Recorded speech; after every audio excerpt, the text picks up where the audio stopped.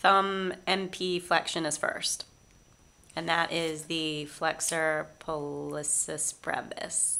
Okay, so the patient is going to be sitting with their forearm in supination.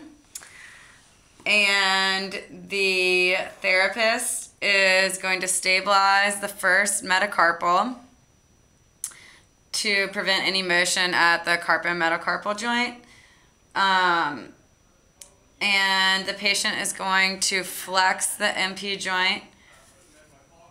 If they can do that without any resistance, then that would be a 3. So, okay. And they want to make sure to keep the PIP joint straight so that they're not compensating.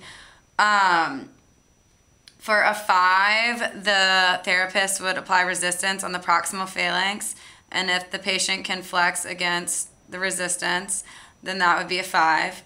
Against moderate resistance would be a 4.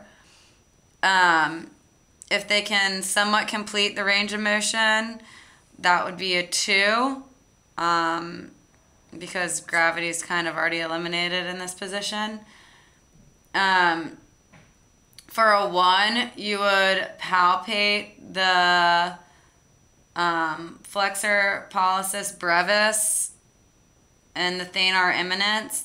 And if you can feel contraction, then that would be a 1. And if there's no activity at all, then that would be a 0.